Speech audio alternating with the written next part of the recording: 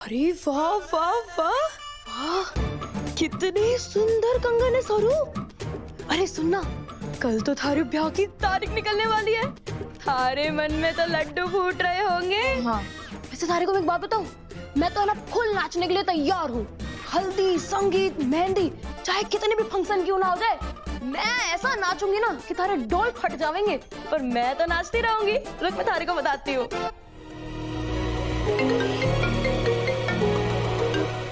Hello वेद साहब, सरू, जब तुम्हें पता है कि मैं फोन नहीं उठा रहा हूँ तो बार बार कॉल क्यों कर रही हो? मैं बिजी भी तो हो सकता हूँ ना।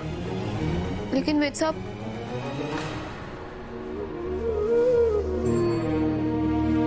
काट दिया। कुछ ज्यादा ही गुस्सा है वेद साहब। कब तक हमारे से ऐसे मुंह फुला कर रहेंगे? कल आ रही हूँ ना आपके घर, मैं कैसे भी करके आपको मना ही लूंगी।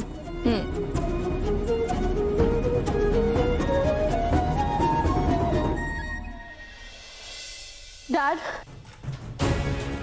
बहुत खुश होंगे ना आप? सरू जैसी परफेक्ट नकली डॉटर आपको मिल गई। और मैं, मेरा क्या डैड?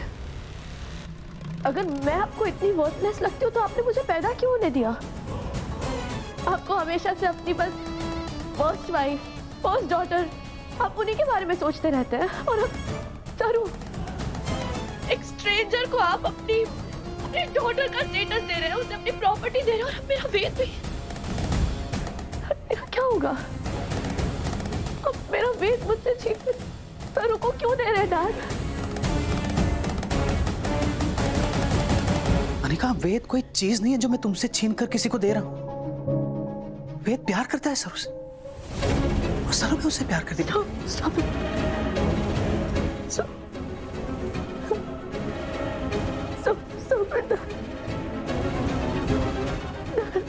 देख के मुझे, अब क्यों नहीं समझ रहे मैं वेद से कितना प्यार करती हूँ। मैं रो रही हूँ, अब से बैक कर रही हूँ। डाला प्लीज, इस वेद को मुझसे मत छीनिए ना, प्लीज प्लीज। मैं वेद के बिना नहीं रह सकती डैड। मैं नहीं जी पाऊंगी वेद के बिना। मैं नहीं जी पाऊंगी डैड। अनिका, अनिका बेटा प्लीज डोंट क्राई। अनिका, मैं तुम्हारे लिए वेद से भी बेटर लड़का ढूंढ के ले आऊंगा।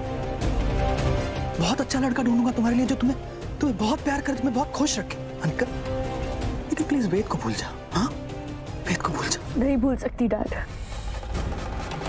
नेवर।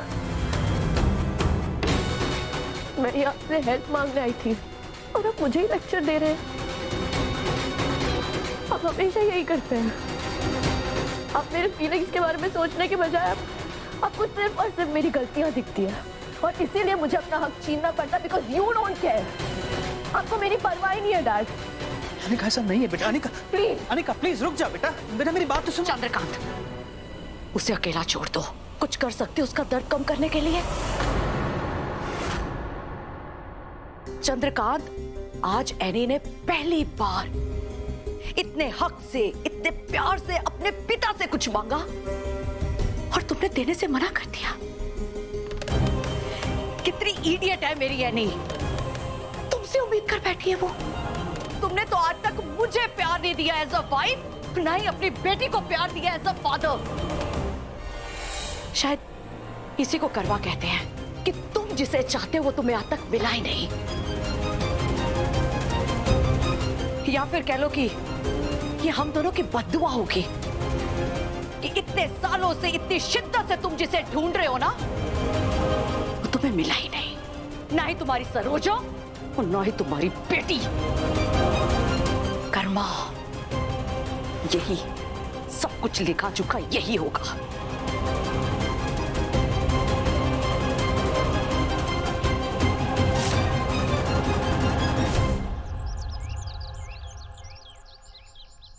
राम जी भला करे, कितना अच्छा मुहूर्त निकला है ना वेद और सरू की शादी का।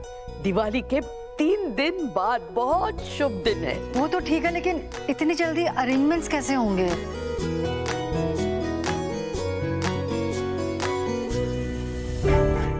वेद हमारे से इतना नाराज है कि नीचे भी ना आएंगे। उनसे जाकर बात करनी पड़ेगी।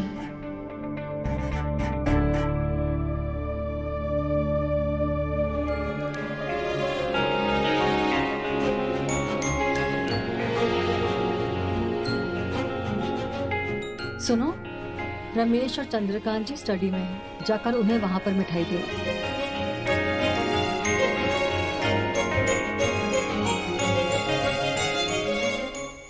ये देखिए, मैं क्या कह रहा हूँ रमेश जी, सेलिब्रेशन में कोई कमी नहीं होनी चाहिए।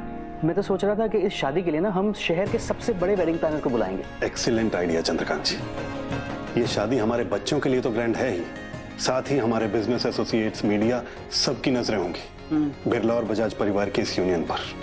हमें कोई कसर नहीं छोड़नी। ये देखिए, ये कैसा लग रहा है?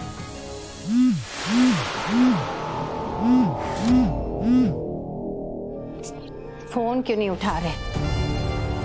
कल इतने परेशान थे कि पैटर्निटी टेस्ट रिपोर्ट्स नेगेटिव आएंगी, जैसे सर उनकी बेटी ही नहीं है। मुझे उनसे बात करनी होगी।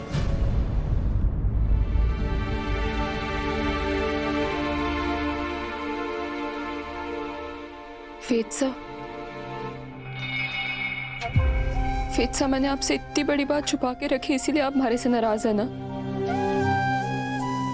हमारे को भी आपसे झूठ बोलना बिल्कुल भी अच्छा ना लगे।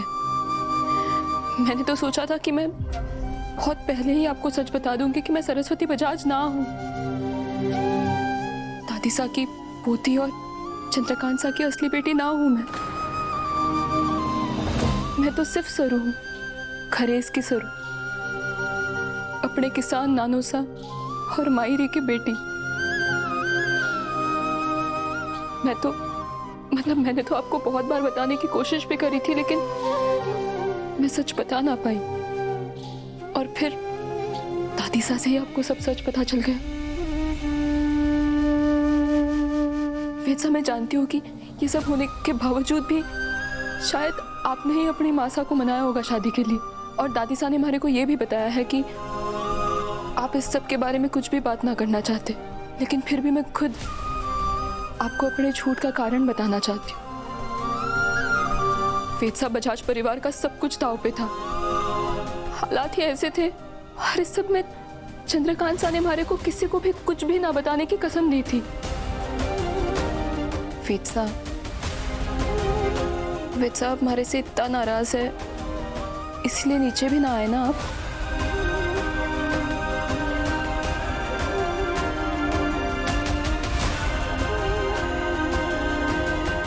वेद